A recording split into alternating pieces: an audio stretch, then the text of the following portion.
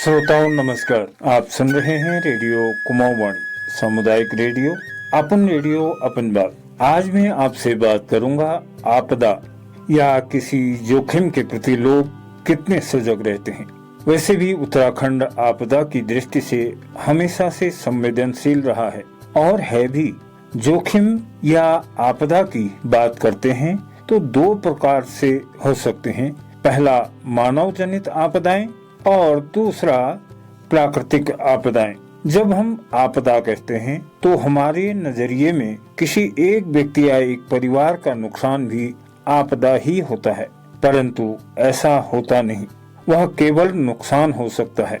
आपदा का मतलब किसी बड़े भूभाग या क्षेत्र के अधिक से अधिक लोगों का प्रभावित होना। किसी क्षेत्र की आपदा कही जा सकती है जिससे उस क्षेत्र का जनजीवन को सुचारू बनाए रखने में व्यवधान उत्पन्न होता है।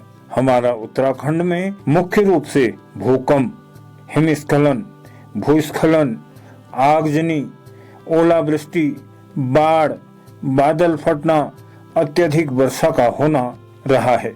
आपदाएं होंगी और होती रहेंगी। सवाल है इन आपदाओं के प्रति सचेत कितना रहते हैं। यह हमारे लिए एक विषय या जरूरी मुद्दा है या नहीं। समझने की कोशिश करते हैं कि लोग इस विषय पर कितने सजग रहते हैं। बता रहे हैं सामाजिक कार्यकर्ता अनूप नौटियाल जी। उत्तराखंड में दुर्भाग्यवश पिछले कुछ वर्षों से आपदाओं की मारक क्षमता और निरंतरता बढ़ती जा रही है। मात्र 10 वर्ष पूर्व यानी सन 2013 में 16 और 17 जून को केदारनाथ की आपदा न सिर्फ उत्तराखंड बल्कि देश और दुनिया के लोगों में एक बड़े गहरे जख्म भरकर चली गई थी। उस साल की बरसात ने हजारों लोगों की खुशियां हमेशा के लिए छीन ली थी। इससे पहले सन 1990 के दशक में चमोली और उत्तरकाशी में आए भूकंप ने प्रदेश में भारी तबाही मचाई थी। हाल के वर्षों की बात करें तो 7 फरवरी 2021 को चमोली जिले के रैनी क्षेत्र में आई हुई आपदा में 200 से ज्यादा लोगों की मृत्यु हो गई थी। अलग अलग कारणों से भूस्खलन, अतिवृष्टि, बादल फटना, जमीन दरकना और भारी बरसात उत्तराखंड राज्य में यहाँ के बाशिंदों को, हम लोगों को देखने को मिल रही है। इसके पीछे की अगर हम कहानी में जाएं तो ऐसे 5 प्रमुख कारणों को इंगित किया जा सकता है जिनके कारण उत्तराखंड राज्य में आपदाओं का ग्राफ वर्ष दर वर्ष बढ़ता जा रहा है। सबसे पहली बात क्लाइमेट चेंज यानी जलवायु परिवर्तन की। जलवायु परिवर्तन का मसला एक सिर्फ उत्तराखंड का नहीं बल्कि एक वैश्विक मसला है और एक बड़ी चिंता का सबब है। जहां तक आंकड़ों की बात है तो भारत सरकार के माध्यम से ये जानकारी सामने आई है कि वर्ष 1951 से लेकर वर्ष 2014 तक यानी लगभग 60 वर्षों के इस अंतराल में जहां हिंदू कुश हिमालय, जिसका उत्तराखंड भी एक हिस्सा है, वहां पर जो तापमान में एक औसत वृद्धि हुई वो 1.3 डिग्री की हुई थी। और इसकी जब तुलना पूरे देश के साथ की जाती है जहां पर 0.7% की वृद्धि हुई थी, यानी संकेत साफ है। जहां एक तरफ पूरी दुनिया इस समय जलवायु परिवर्तन के प्रकोप से गुजर रही है, इसका दुष्परिणाम पर्वतीय राज्यों में देश के अन्य हिस्सों की तुलना में कहीं ज्यादा देखने में आता है। दूसरा प्रमुख कारण हिमालय, जिसमें उत्तराखंड बसा हुआ है, उसकी आयु को लेकर के है। तमाम एक्सपर्ट्स बार बार इन बातों का जिक्र करते हैं और उल्लेख करते हैं कि दुनिया के अन्य पर्वत श्रृंखलाओं की तुलना में हिमालय एक नया पहाड़ है। उदाहरण के तौर पर हिमालय का गठन पिछले 5 करोड़ सालों से हो रहा है, लेकिन जब इसकी तुलना जब हम उदाहरण के तौर पर देश के ही वेस्टर्न घाट से करते हैं, वहां पर जो पूरा फॉर्मेशन है वो हिमालय के 5 करोड़ सालों की तुलना की जगह 15 करोड़ यानी 3 गुना ज्यादा वहां पर उसके फॉर्मेशन में समय लग रहा है। मोटी मोटी बात यही है कि हिमालय को एक बच्चा पहाड़ कहना अतिशयोक्ति नहीं होगी। तीसरा प्रमुख कारण पिछले वर्षों में आपदाओं के बढ़ने का जो बेतहाशा निर्माण इस समय उत्तराखंड राज्य में अलग अलग सरकारी परियोजनाओं में हो रहा है, चाहे वो सड़क हो, चाहे वो बांध का मसला हो, चाहे तमाम ऐसे सरकारी प्रोजेक्ट्स हों जहां पर इस किस्म का निर्माण किया जा रहा है। उदाहरण के तौर पर बद्रीनाथ जी की बात करते हैं या केदारनाथ जी की बात करते हैं या चारधाम परियोजना की बात करते हैं या रेल निर्माण की बात करते हैं, जहां इनका एक तरफ उद्देश्य एक आर्थिक समृद्धि लाना है, लेकिन पिछले कुछ वर्षों में इसके बड़े दुष्परिणाम उत्तराखंड के लोगों को झेलने पड़ रहे हैं। चौथी बात, हम लोगों का यानी आम लोगों का लालच है। जोशीमठ का अगर हम उदाहरण लें तो वहां पर हम देखते हैं कि किस तरीके के साथ में सैकड़ों लोगों ने बेतरतीब तरीके के साथ में सभी मानकों की धज्जियां उड़ाते हुए बड़े बड़े होटलों का, बड़े बड़े घरों का निर्माण किया है। इसमें भ्रष्टाचार की बात भी आती है कि क्यों हमारी स्थानीय नगर पालिकाएं या हमारा शासन प्रशासन इस किस्म के निर्माण पर रोक या अंकुश क्यों नहीं लगाता। लेकिन चाहे अभी हाल की हिमाचल की आपदा हो या उत्तराखंड की आपदा हो, नदियों का अतिक्रमण, नदियों के सीने को चीरता हुआ अतिक्रमण और वहां पर निर्माण, यानी स्वयं आम लोगों का जो लालच है वो भी इन आपदाओं का एक बड़ा कारण बन रहा है। पांचवी और आखिरी बात, हमारे पर्वतीय राज्य की क्षमता यानी क्षमता धारण यानी कैरिंग कैपेसिटी का है। जोशीमठ के आलोक में ये मुद्दा एक बार पूरे राज्य में फिर से उभर कर आया है और बार बार ये बात हो रही है कि प्रदेश के पर्वतीय शहरों का और विशेष तौर पर जो हमारे पर्यटन और तीर्थ के स्थल हैं, वहां पर किसी न किसी वैज्ञानिक स्टडी की आवश्यकता है ताकि वहां की कैरिंग कैपेसिटी या वहां की कितनी क्षमता है इसका एक वैज्ञानिक तरीके से आकलन किया जा सके। लेकिन इस बार की चारधाम यात्रा यानी 2023 की चारधाम यात्रा में भी हमारे को यह देखने को आया है कि सरकार ने आखिरी क्षण पर स्थानीय लोगों के कहने पर सभी किस्म के प्रतिबंध लगा दिए थे। ये उत्तराखंड राज्य के लिए और तमाम उन राज्यों के लिए जहां पर पर्यटन आर्थिकी का एक बड़ा मजबूत स्तंभ है, वहां के लिए, वहां के बाशिंदों के लिए और वहां की पूरी पारिस्थितिकी के लिए ये कैरिंग कैपेसिटी या क्षमता पर अंकुश लगाने का प्रश्न एक बहुत बड़ा प्रश्न है। अपनी बात को समेटते हुए मैं यही कहना चाहूंगा कि जलवायु परिवर्तन, हिमालय की कम उम्र, बेतहाशा निर्माण, स्वयं लोगों का लालच और पांचवी और आखिरी चीज क्षमता धारण का अनुपालन न करना उत्तराखंड में आपदाओं का बड़ा कारण बन रहे हैं। धन्यवाद। अगर मैं आपको विशेषकर उत्तराखंड में आए भूकंपों का ब्यौरा दूं तो सन 1803 से 2008 तक लगभग 20 बार भूकंप आए हैं, जिससे उत्तराखंड के दोनों क्षेत्र कुमाऊं हो या गढ़वाल बुरी तरह से प्रभावित रहे हैं।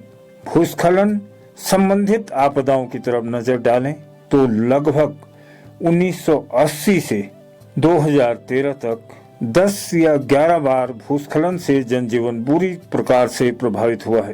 केदारनाथ की आपदा का ध्यान तो सभी को होगा। 15, 16, 17 जून 2013 लगातार बादल फटने से बहुत सारे गांव, हाट, कस्बों का अस्तित्व ही खत्म हो गया था। मैं डरा नहीं रहा, बल्कि आपका ध्यान इन परिस्थितियों की तरफ ले जाना चाहता हूं ताकि हम सुरक्षित रह सकें।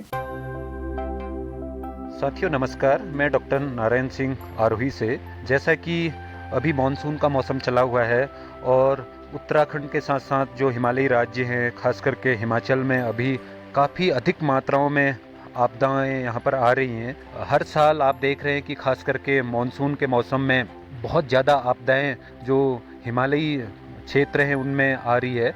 मुझे लगता है कि इसका कारण मानव जनित ही ज़्यादा है और पिछले एक दशक में आपने देखा होगा कि पूरा, चाहे उत्तराखंड कहूँ या हिमालयी क्षेत्र कहूँ, आपदाओं से बहुत बुरी तरीके से ग्रसित हुए हैं।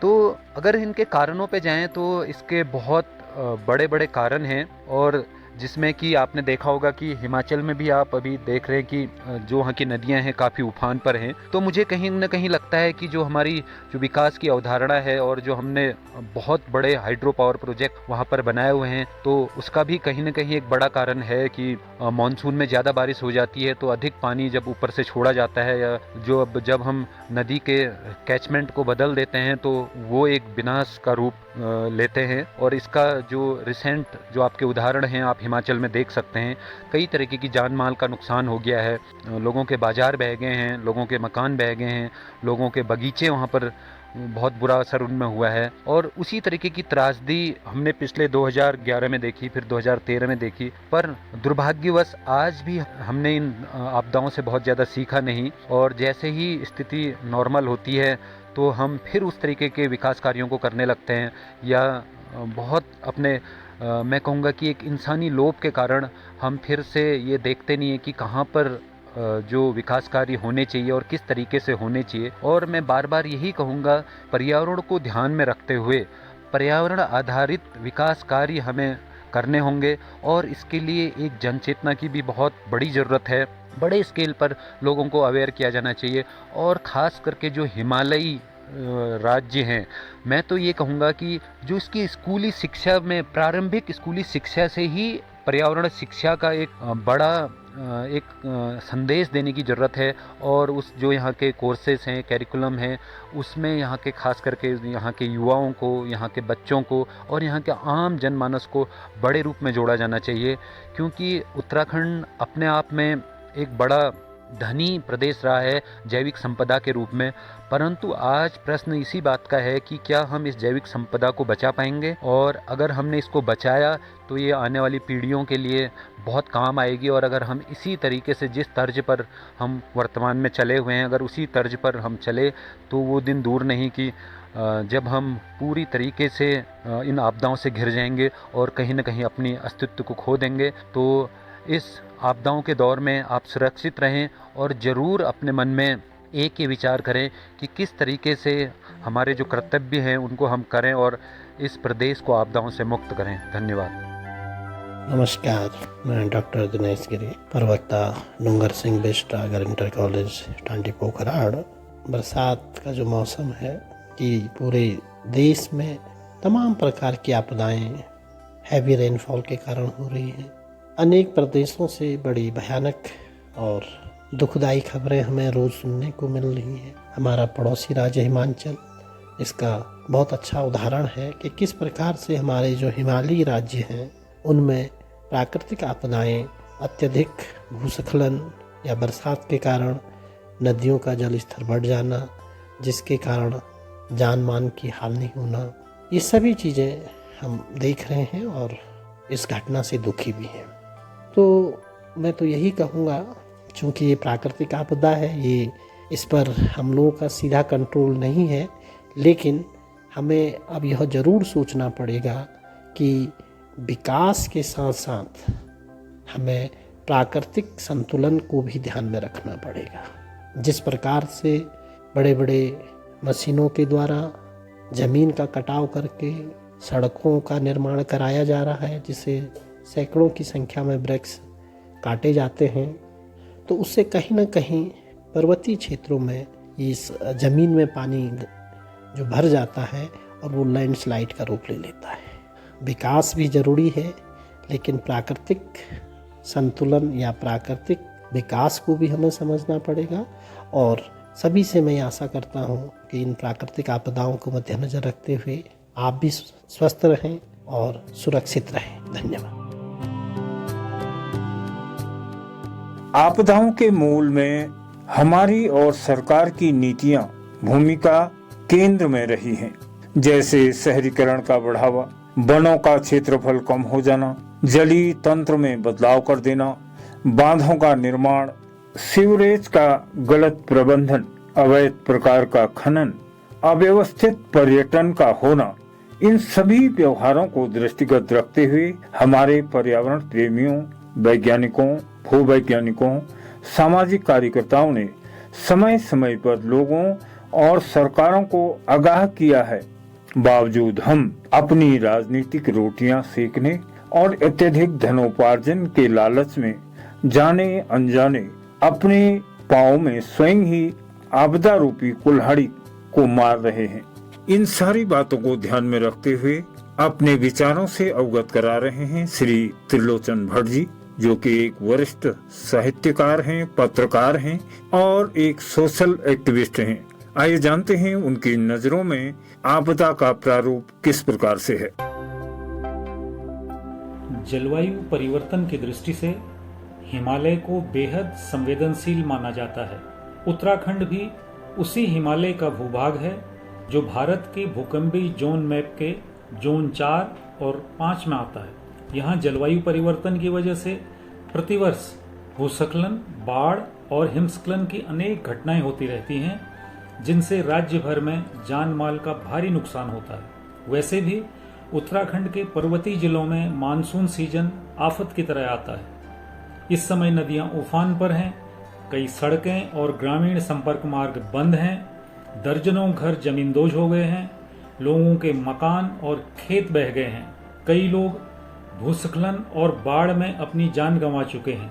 इसीलिए प्राकृतिक आपदाएं और जलवायु परिवर्तन के बढ़ते खतरों के बीच इस क्षेत्र में भविष्य में बड़ा काम करने की जरूरत है। अगर हम उत्तराखंड की प्राकृतिक आपदाओं की पृष्ठभूमि में जाएं, तो उत्तराखंड ने आपदाओं के बड़े दंश झेले हैं। 18 सितंबर 1880 को नैनीताल को प्राकृतिक आपदा का दंश झेलना पड़ा था। 2 दिन से लगातार बारिश से मल्लीताल क्षेत्र में जो भूस्खलन हुआ, उस आपदा में 151 लोग जिंदा दफन हो गए थे। इनमें 43 ब्रिटिश नागरिक भी शामिल थे। इसी तरह 20 अक्टूबर 1991 को उत्तरकाशी में रिक्टर पैमाने पर 6.8 का भूकंप आया। सरकारी आंकड़ों के अनुसार इस भूकंप में 768 लोगों की मौत हुई, हजारों घर तबाह हुए थे। मालपा पिथौरागढ़ की घटना को भी इतिहास में याद किया जाता है। 18 अगस्त 1998 को जो मालपा गांव था, वहां चट्टान दरकने से जो त्रासदी आई थी, उसमें 225 लोगों की मलबे में दबने से मौत हुई थी। इसमें 55 लोग मानसरोवर यात्री थे। इसी तरह 1999 का चमोली का भूकंप है। चमोली का भूकंप ये भी 6.8 रिक्टर स्केल पर था। इस घटना में 100 से अधिक लोगों की मौत हुई थी। रुद्रप्रयाग जिले में बड़े स्तर पर क्षति हुई थी। बहुत बड़ी घटना जो उत्तराखंड की आपदाओं में दर्ज है, वो 2013 की केदारनाथ आपदा भी एक है। हजारों लोग इस जल प्रलय में काल कलवित हो गए थे। किसी को संभलने तक का मौका नहीं मिला।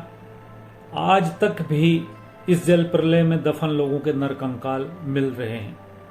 उत्तराखंड की आपदाएं जो हैं, इसमें एक महत्वपूर्ण नाम पिथौरागढ़ जिले का भी आता है। पिथौरागढ़ जिले को भी गहरे जख्म आपदाओं के मिले हैं। 1977 में तवाघाट की आपदा में 74 लोग दफन हुए थे। 1983 में धामी गांव में 10 लोग, 1996 के रैतोली बेलकोट में 18 लोग, 1998 में राया बजेता आपदा में 5 लोगों की, इसी तरह सन 2000 में हुड़की में 19 लोग, 2007 में बरम में 15 लोग, 2009 में झेकला में 43 लोग, 2013 में धारचूला मुंशियारी में आपदा में 27 लोग, 2016 में बस्तड़ी में 24 लोग, 2017 में मदरमा भूस्खलन में 3 लोग, इसी तरह 2019 में बंगापानी के टांगा गांव में आपदा में 11 लोगों की मौत हुई थी। 2020 में मुंशियारी में बादल फटने से 3 लोगों की मौत हुई थी और कई लोग लापता हो गए थे। तो इस तरह की आपदाओं का उत्तराखंड के साथ में चोली दामन का साथ रहा है। बीते कुछ वर्षों से राज्य में प्राकृतिक आपदाओं की घटनाओं में काफी वृद्धि देखने को मिली है। इनमें सर्वाधिक घटनाएं भूस्खलन, अतिवृष्टि और वनाग्नि की हैं, जबकि अलग अलग क्षेत्रों में भूस्खलन, बादल फटना, अतिवृष्टि, बाढ़, हिमस्खलन, सूखा, आकाशीय बिजली, शीतलहर, ओलावृष्टि, वनाग्नि जैसी घटनाएं भी निरंतर होती रहती हैं। इनमें कुछ घटनाएं मानव जनित हैं और कुछ प्राकृतिक हैं। अगर लोगों में जागरूकता बढ़े और प्रशासनिक स्तर पर त्वरित कार्रवाई हो तो आपदाओं में जन धन की हानि को कम किया जा सकता है। जर्मनी की संस्था Potsdam institute for climate research, जिसे PIK कहा जाता है, और भारत की संस्था the energy and resources institute अर्थात टेरी के साझा अध्ययन locked houses fallow lands climate change and migration in Uttarakhand India को देखें तो उसके अनुसार वर्ष 2021 से 2050 के बीच राज्य में होने वाली वार्षिक वर्षा के 6 से 8% बढ़ने का अनुमान बताया गया था।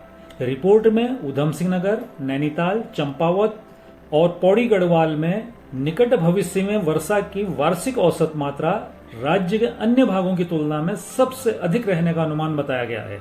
वह अनुमान अब सामने भी आ रहे हैं, लेकिन हम किसी अध्ययन, शोध या रिपोर्ट के पन्ने तब पलटते हैं जब बड़ा नुकसान हो चुका होता है। जलवायु परिवर्तन की बात हो या आपदाओं का विश्लेषण, सरकारें वैज्ञानिक अध्ययनों की अनदेखी करती रही हैं। समय रहते एहतियाती कदम न उठाए जाने का ही परिणाम है कि प्रत्येक वर्ष वर्षा काल में उत्तराखंड को जन धन की अपार हानि उठानी पड़ती है। राज्य में जिस गति से तापमान बढ़ रहा है उससे ग्लेशियरों के पिघलने की दर भी बढ़ी है। ऊपर से बेमौसमी अतिवृष्टि आम लोगों के लिए मुसीबत बढ़ा रही है। इसका उदाहरण है कि 2021 के अक्टूबर महीने में मानसून के विदाई लेने के बावजूद इतनी ज्यादा बारिश हुई कि 76 लोगों की जान चली गई और घरों व खेतों का नुकसान हुआ सो अलग। 1 अक्टूबर से 21 अक्टूबर 2021 के बीच पूरे राज्य में इस अवधि के लिए सामान्य से 6 गुना अधिक बारिश हुई। 18 अक्टूबर को राज्य में सामान्य से 14 गुना बारिश अधिक हुई। अतिवृष्टि से कच्चे घरों को तो नुकसान पहुंचता ही है। विकास कार्य, सड़कों और रेलवे सुरंगों का निर्माण, भूस्खलन आदि अन्य निर्माण कार्यों के कारण राज्य की नदियों में मलबे की मात्रा कई गुना बढ़ चुकी है, जिस वजह से जब भी उत्तराखंड की नदियों में अब सैलाब आता है तो यह मलबा बड़े नुकसान की वजह बनता है। स्थानीय स्तर पर मौसमी घटनाओं का सबसे सटीक अनुमान डॉप्टर वेदर रडार से ही संभव है। पहले राज्य में सिर्फ एक ही डॉप्टर रडार मुक्तेश्वर में था, लेकिन सुरकंडा में रडार लगने के बाद सटीक सूचनाएं मिल रही हैं।